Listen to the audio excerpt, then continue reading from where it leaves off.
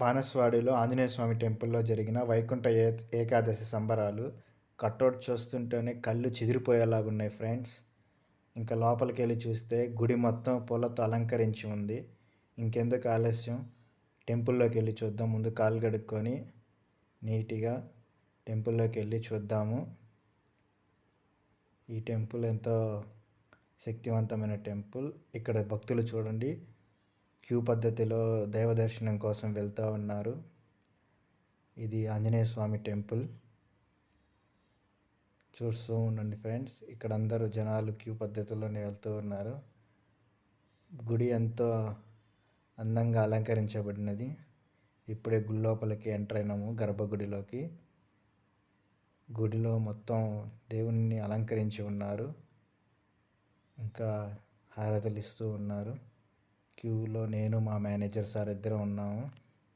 దేవుని యొక్క విగ్రహాలను లైన్లో జనాలు అసలు కిక్కిరిసిపోయి ఉన్నారు ఫ్రెండ్స్, మామూలుగా కూడా లేదు. ఇంకా దైవ దర్శనానికి నా వంతు టైం వచ్చింది.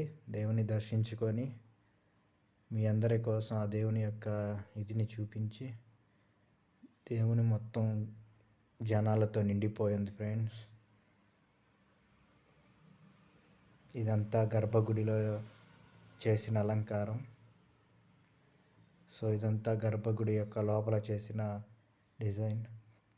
ఇది వైకుంఠ ఏకాదశి కాబట్టి విష్ణువుని ఉయ్యాలలో ఊపడం అనేది ఒక ఆనవాయితీ. సో మనం కూడా ఊపడం అనేది జరిగింది. సో అది అలా ఊపి మన కోరికలను కోరుకోవాలని అందరు అంటారు. సో నేను చేశాను. ఆ తర్వాత ఇక్కడ రాముల వారి గుడిలో దర్శనం చేసుకొని హారతి తీసుకొని మన ఇష్టమైన కోరికను కోరుకొని అదేవిధంగా ముందుకు నడిచి వెళ్తే శివుని టెంపుల్. హరహర మహాదేవ శంభో శంకర, ఓం నమ శివాయ. ఇప్పుడే మంగళహారతి కోసం పంతులు గారు హారతి ఇవ్వడం జరిగింది. ఎంతో అత్యద్భుతంగా స్వామివారిని అలంకరించి హారతినిచ్చిన పంతులు గారు. మన వంతు కూడా వస్తుంది హారతిని తీసుకోవడం కోసం. మనం కూడా లైన్లో వేచి ఉన్నాము. చూద్దాము.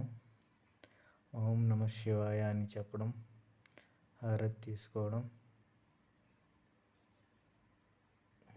ఓం నమ శివాయ.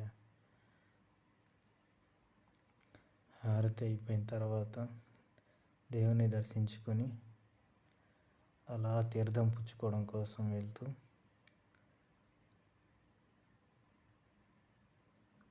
తీర్థం తీసుకొని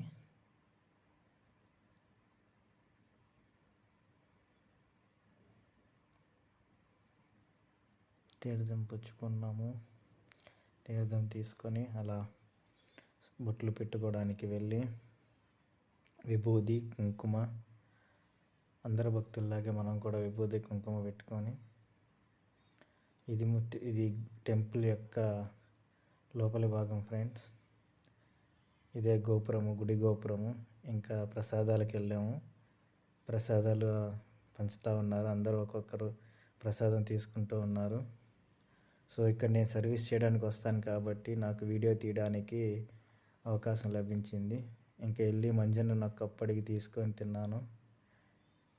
తీసుకొని వచ్చేసాను. మీ అందరూ కూడా దేవుని ఆశీస్సులు ఉండాలని కోరుకుంటున్నాను. ఈ గుళ్ళోకి నేను రావడానికి, ఈ గుళ్ళో నాకు ఇంత మంచి అవకాశం లభించడానికి కారణం ప్రదీప్ సార్. ఈసారి మా మేనేజర్. Thank you friends.